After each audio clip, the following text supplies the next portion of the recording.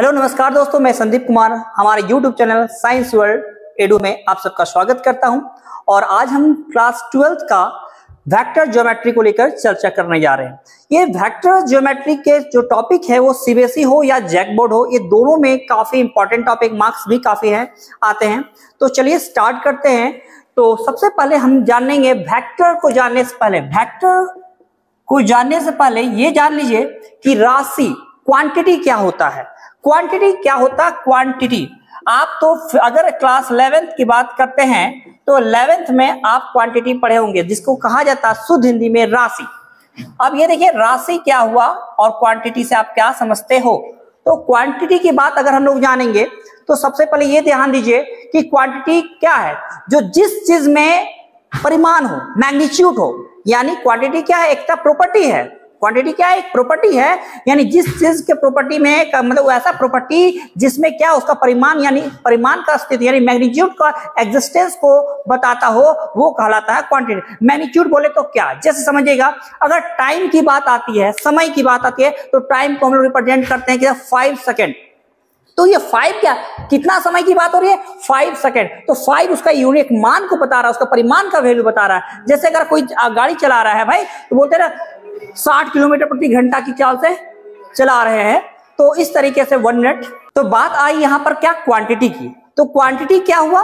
तो क्वांटिटी एक प्रॉपर्टी है जिस किसी भी चीजों का मान का, जहां पर उसका परिमाण को बताता हो, क्या मैग्नीट्यूड को बताता हो। परिमाण क्या हुआ? जैसे भी आप कहो क्या टाइम की बात, तो टाइम में हम लोग क्या लेते हैं? 5 सेकेंड, 5 आवर। तो ये 5 क्या है? एक परिमाण दिखा रहा हो कि कितना समय लिया जा रहा है। 5 घंटे ली जा रही है, 5 सेकंड ली जा रही है। अगर कोई गाड़ी चला रहा है तो बताता है क्या, मैं 60 किलोमीटर प्रति घंटा की चाल चल रहा हूं। तो ये 60 किलोमीटर क्या हुआ? 60 किलोमीटर प्रति घंटा क्या वो उसका परिमाण है। यानी जहां भी आपको परिमाण की बात हो गया, उसका मैग्नीट्यूड की बात हो जाए, तो समझ जाइए वो क्या है? क्वांटिटी है। तो अब ये आप लोग क्लास 11th में फिजिक्स में ये पढ़ चुके हैं, तो हम ज्यादा इस चीज को नहीं चर्चा करेंगे, क्योंकि हमें जो टॉपिक पढ़नी है वो क्या है? वेक्टर पढ़ना है। तो आइए पहले क्वांटिटी हम लोग ये समझ गए। अब क्वांटिटी को हम लोग 2 भाग में जानेंगे। क्या जानेंगे भाई? क्वांटिटी को 2 भाग में जानेंगे। क्या क्या क्वांटिटी होता क्या? तो एक वेक्टर क्वांटिटी होती है और दूसरा स्केलर क्वांटिटी होती है। ठीक है, एक वेक्टर क्वांटिटी होती है और दूसरा क्या होती है? स्केलर क्वांटिटी होती है। अब यहां ध्यान दीजिएगा कि वेक्टर क्वांटिटी अगर शुद्ध हिंदी में से जानेंगे तो इसे कहा जाता है सदिश राशि। कौन सी राशि? तो सदिश राशि कहते हैं वेक्टर क्वांटिटी को। और स्केलर क्वांटिटी को क्या कहा जाएगा? तो अदिश राशि। अब बात आया, अगर इसकी डिफिनीशन की बात करते हैं तो यहां ये ध्यान दीजिएगा, इसकी जो परिभाषा है वो इसके नाम पर ही छिपा हुआ है। क्या बोल रहा है? वेक्टर क्वांटिटी, सदिश राशि। अगर आप देखोगे यहां पर तो बात आया राशि में क्या होना चाहिए? तो क्वांटिटी है, तो दैट मीन्स का मतलब इसमें मैग्नीट्यूड होना जरूरी है। मैग्नीट्यूड बोले तो क्या भाई? तो परिमाण होना जरूरी है। ठीक है, लेकिन परिमाण की बात आ गई तो परिमाण के साथ साथ अगर सदिश मीन्स डायरेक्शन, दिशा, जिसमें दिशा परिमाण के साथ साथ दिशा भी हो, तो उसे हम लोग कहेंगे वेक्टर क्वांटिटी। और अदिश मीन्स इसमें दिशा नहीं है भाई, यानी स्केलर क्वांटिटी में मैग्नीट्यूड तो होगा बट डायरेक्शन नहीं होगा। यानी इसमें मैग्नीट्यूड के साथ साथ डायरेक्शन भी होना जरूरी है। डायरेक्शन भी होना जरूरी है, यानी परिमाण के साथ साथ दिशा भी होना जरूरी है। यानी ये भी होगा, ये भी होगा। बट अगर अदिश राशि की बात किया जाए तो इसमें आप देख लो कि मैग्नीट्यूड तो पक्का होगा, क्योंकि वो राशि है। ठीक है, मींस किसी भी क्वांटिटी में मैग्नीट्यूड होना संभव है, बट क्या नहीं होगा उसमें? तो उसमें नहीं होगा डायरेक्शन। क्या नहीं होगा इसमें? डायरेक्शन नहीं होगा। ये चीज बिल्कुल भी इसमें नहीं होने वाला है भाई। तो अब आगे देखो, यानी हिंदी में समझो कि परिमाण के साथ साथ अगर दिशा हो तो उसे कहेंगे वेक्टर क्वांटिटी। अगर परिमाण के साथ साथ दिशा नहीं हो तो उसे कहेंगे अदिश राशि, यानी स्केलर क्वांटिटी। तो आप सबको उम्मीद है कि इस बात को समझ पाए होंगे। यानी दिशा नहीं होगा, यानी वैसा क्वांटिटीज में क्या होगा, both magnitude and direction, that is called vector quantity. And scalar quantity क्या हो गया भाई, जिसमें मैग्नीट्यूड होगा बट डायरेक्शन नहीं होगा। इतना ही जानेंगे। अब हम लोग स्टार्ट करने वाले हैं वेक्टर। तो अब असलियत रूप में हम लोग वेक्टर को समझेंगे। और अगर आपको पता है, जानना चाहते हो सर डायरेक्शन किस में होता है, डायरेक्शन किस में नहीं होता है, तो आप ऐसे दिखाओ, जानो कि अगर मैं किसी को बल लगा रहा हूं, फोर्स लगा रहा हूं भाई, तो मैं बोलता हूं 5 न्यूटन का बल लगा रहा हूं, तो न्यूटन बल कैसे आप लगाते, बल लगाएंगे तब जैसा होगा, जब ऐसे ऐसे करके डायरेक्शन नहीं होगा। बल मतलब आप ऐसे फोकस करोगे, मींस एक डायरेक्शन दिखा रहे हो कि मैं जा रहा है तो इधर जा रहा। अगर कोई आप किसी डायरेक्शन में जा रहे हो, तो मैं बोल रहा हूँ नॉर्थ से 30 डिग्री साउथ, तो नॉर्थ से जिधर है साउथ की ओर उसमें उड़ जाओ कि ना 30 डिग्री पर कन्वर्ट हो जाओ। तो इसी तरीके से मतलब कि जहां भी आपको परफेक्ट डायरेक्शन बताया जाए तो उसको कहा जाएगा क्या, उसमें वो कहलाएगा वेक्टर क्वांटिटी, और अगला हो जाएगा स्केलर क्वांटिटी। एक छोटी सी एग्जांपल आप जान सकते हो, आप क्लास 11th में पढ़ चुके हो क्या चीज, तो दूरी और विस्थापन। विस्थापन, दूरी बोले तो डिस्टेंस और विस्थापन बोले तो डिस्प्लेसमेंट, है ना।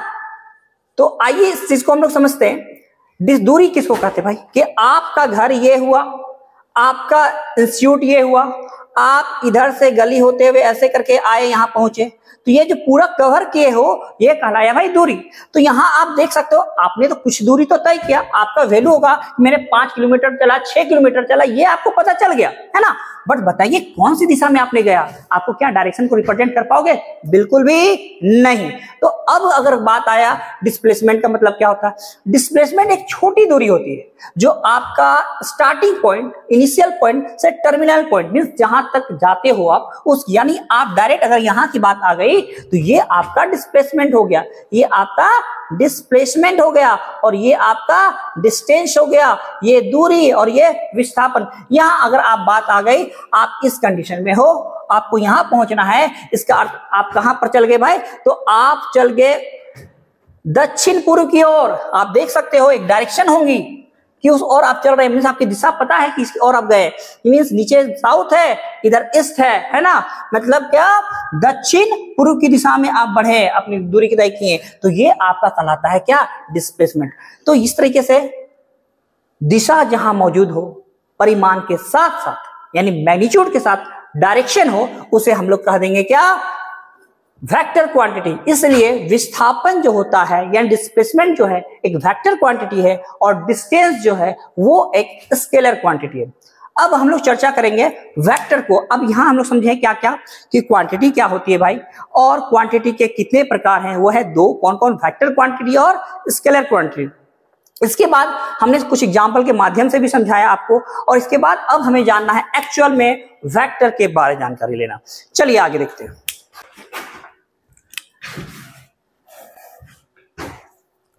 अब आते हैं वेक्टर की ओर। वेक्टर क्या होता है, वेक्टर बोले तो सदिश। तो देखिए वेक्टर के कॉन्सेप्ट को समझने के लिए सबसे पहले ये ध्यान दीजिए कि किसी भी वेक्टर को इंडिकेट करने के लिए वो 3D का जरूरत पड़ता है भाई। 3D क्या होता है भाई, 3 एक्सिस। आप ऐसे समझने का प्रयास कर सकते हो कि अगर ये हमारा एक्स एक्सिस है, ये वाली वाई एक्सिस है, तो ये सीधा जो है जेड एक्सिस है। यानी ये देखोगे 3 एक्सिस, आप घर के भी किसी कॉर्नर में चले जाओ, आपको हाइट मिलेगा, लेंथ मिलेगा, ब्रेथ मिलेगी, चौड़ाई मिलेगी, है ना।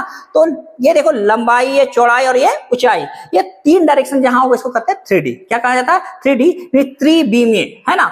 अब इसी डायरेक्शन के थ्रू से ही हम लोग क्या सदिश को रिप्रेजेंट करते हैं।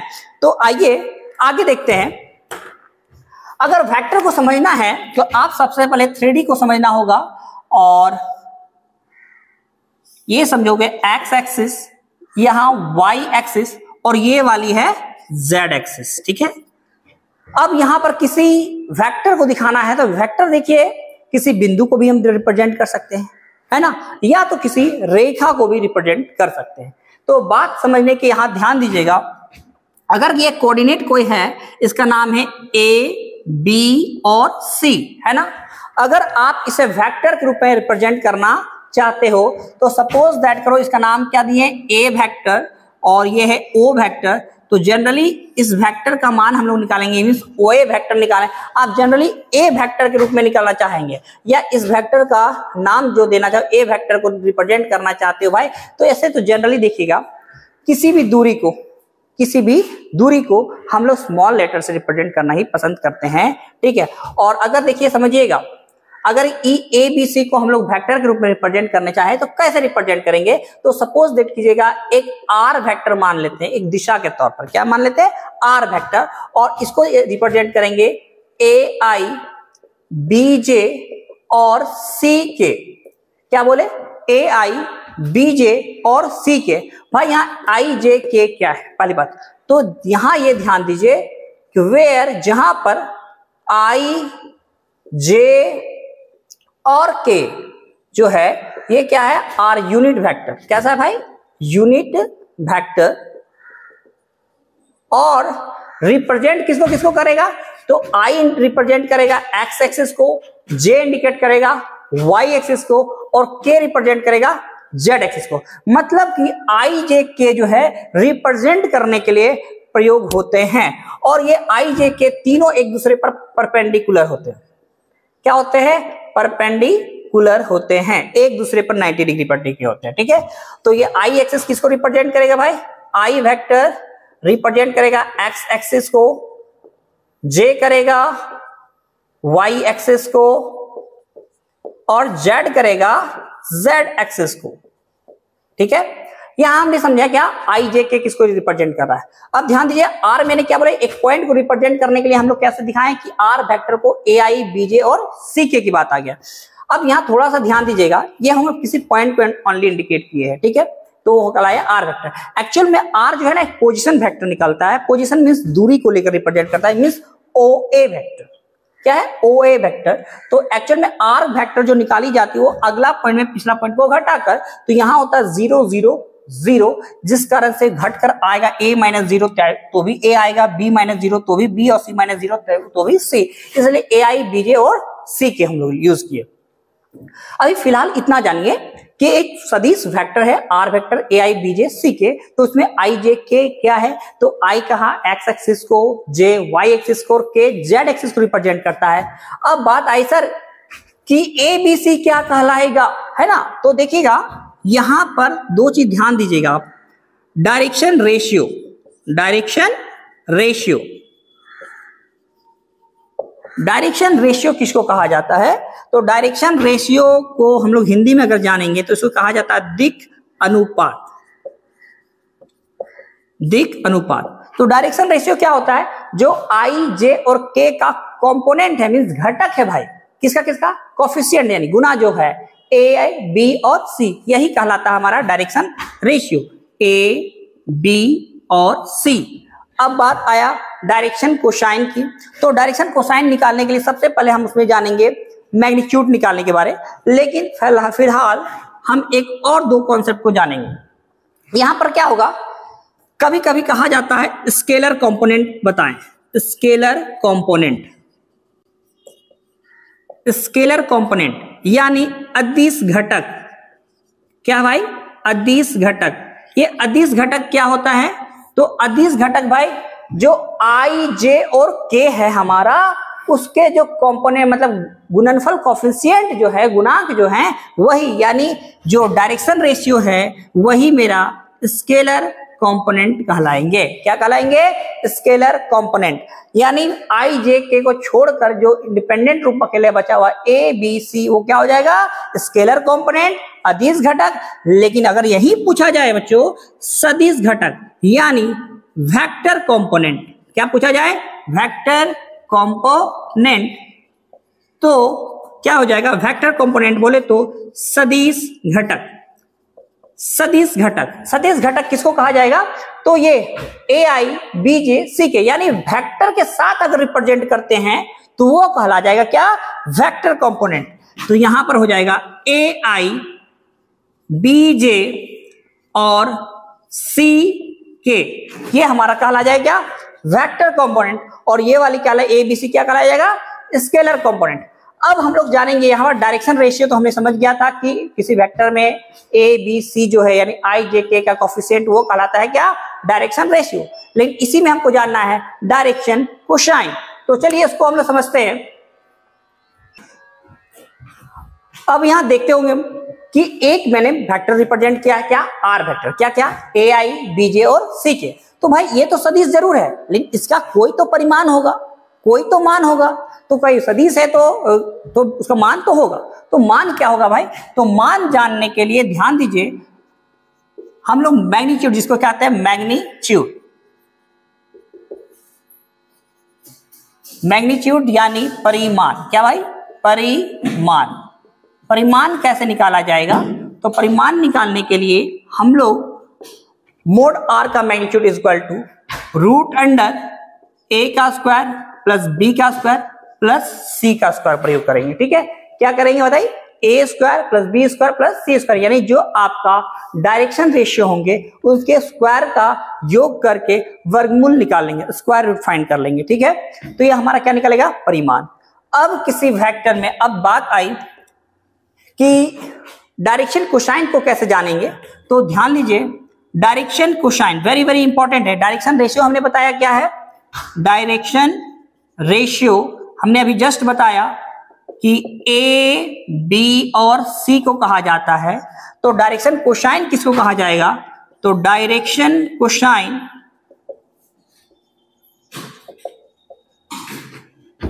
को हम लोग एल एम और एन से रिप्रेजेंट करते हैं। फिर से बता देते हैं क्या कहा गया, एल एम एन। लेकिन ये होता क्या है, निकलता क्या है से है। तो ध्यान दीजिए, डायरेक्शन कोसाइन में दिशा बताया था, कोस का एक दिशा को रिप्रेजेंट करता है भाई। यानी कहने का अर्थ हुआ कि अगर किसी वेक्टर में उसके कंपोनेंट के थ्रू से उसके मैग्नीट्यूड को डिवाइड कर दी जाए तो भाई हमारा क्या निकल जाएगा, डायरेक्शन कोसाइन। यानी L equal to A by mod R, M equal to B by mod R, N equal to C by mod R. यानी डायरेक्शन रेशियो में उसके मैग्नीट्यूड से डिवाइड हो जाए तो उसका डायरेक्शन कोसाइन को लाएगा। अब बात आया, क्या डायरेक्शन कोसाइन एक ही मेथड से यानी डायरेक्शन रेशियो की मदद से ही निकाला जाएगा, बिल्कुल नहीं। डायरेक्शन कोसाइन जो है आपका एंगल के थ्रू से भी निकाला जा सकता है। सपोज दैट कीजिए कि ये जो आर वेक्टर है एक्स एक्सिस के साथ अल्फा एंगल बनाता है, वाई एक्सिस के साथ बीटा एंगल बनाता है और जेड एक्सिस के साथ गामा एंगल बनाता है। क्या मैंने बताया, फिर से बता देते हैं, एक्स एक्सिस के साथ अल्फा, वाई एक्सिस के साथ बीटा और जेड एक्सिस के साथ गामा कोण बनाता है। तो ध्यान दीजिएगा कि हमारा डायरेक्शन कोसाइन एल बराबर कॉस अल्फा, कॉस बीटा और कॉस गामा हो जाएगा। क्या हो जाएगा, कॉस अल्फा, कॉस बीटा और कॉस गामा।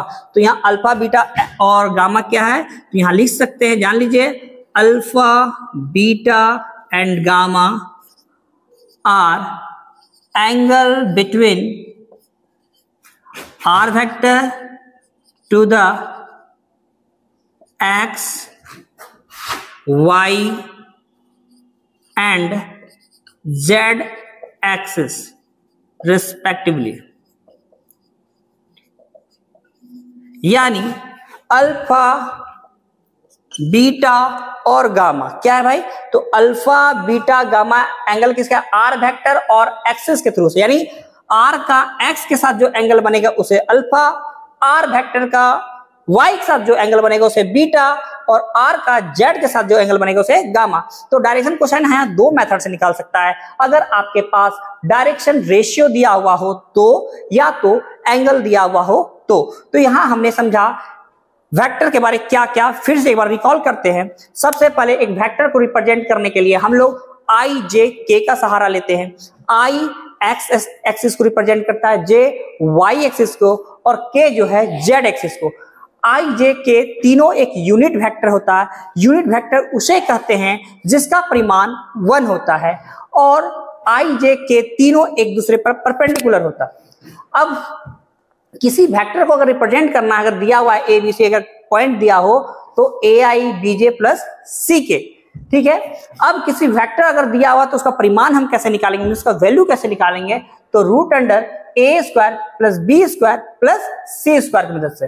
अब बात आया कोई वेक्टर अगर दिया है तो उसमें उसका डायरेक्शन रेशियो क्या होता है, तो डायरेक्शन रेशियो कहा जाता है आई जे के का जो भी आपका कंपोनेंट या कोफिशिएंट दिया हो, यानी ए बी और सी, यही उसका डायरेक्शन रेशियो होता है, यानी दिक् अनुपात होता है। डायरेक्शन कोसाइन को हिंदी में अगर कहा जाए तो दिक्कोज्या कहा जाता है।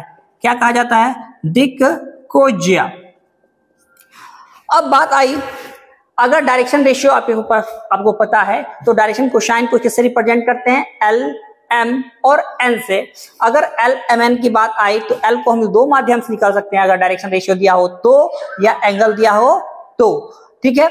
अब यहां पर एक चीज और जानिए कि कोई वेक्टर में हम लोग उसका वेक्टर कंपोनेंट और स्केलर कंपोनेंट क्या होता है, तो ए बी सी आपका क्या सिखा दिया गया, वो स्केलर कंपोनेंट होता है और ए आई बी जे और सी के वेक्टर कंपोनेंट होता है। तो यहां हम लोग बेसिक हम लोग समझे वेक्टर के बारे। अब थोड़ा सा और ये समझ लेते हैं, एल एम एन का एक रिलेशन है उसको जानते हैं।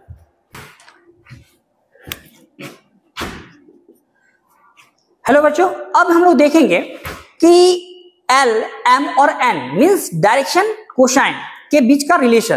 तो रिलेशन को अगर हम जानेंगे तो ये जान लीजिए, L square plus M square plus N square equal to 1 होता है, ठीक है। यानी कहा जाए तो cos square alpha plus cos square beta plus cos square gamma equal to 1 होता है, ठीक है। क्या होता है, 1। अब 1 क्यों होता है, कैसे होता है, अगर ये भी जाननी है तो यहाँ ये ऐसा आप देख सकते हो। L का वैल्यू हमने अगर डायरेक्शन रेशियो को मैंने वैल्यू में सिखाया तो क्या बताया था कि A by magnitude of R, तो ये हो जाएगा इसका square, B by magnitude of R का स्क्वायर और C by magnitude of R का स्क्वायर, ठीक है। अगर हम देखते हैं तो सब में स्क्वायर आ गया भाई, सब में स्क्वायर, तो एलसीएम अगर लोगे आप तो मैग्नीट्यूड ऑफ आर का होल स्क्वायर हो जाएगा। अगर यहां पर लेंगे तो A square plus B square plus C square हो जाएगा। अब आप देखोगे A square plus B square plus C square, magnitude of R को हम लोग किस तरह निकाले थे, मैग्नीट्यूड आर का मान निकालने सिखा चुके थे, root under A square plus B square plus C square. और अगर मैं इसका स्क्वायर कर दूं तो क्या होगा, रूट हट जाएगा, तो हमारे पास बचेंगे A square plus B square plus C square, नीचे में स्क्वायर बचेंगे A square plus B square plus C square. आप अगर देखोगे सेम सेम है तो ये हमारा कट जाएगा और वैल्यू दे देगा 1। यानी इसी प्रकार यानी हम लोग सीखे L square plus M square plus N square का वैल्यू क्या होता है, 1। ये हमारे कुछ बेसिक कॉन्सेप्ट हैं। और इसके बाद हम लोग डायरेक्ट वेक्टर के अगला जानेंगे, जैसे क्या इनके टाइप्स के बारे, क्या जानेंगे, टाइप्स के बारे। तो फिलहाल आज का जो क्लास होता है तो इतना ही बेसिक को लेकर होती है। कल हम लोग क्लास जो करेंगे वो वेक्टर के टाइप्स को लेकर चलेंगे। धन्यवाद।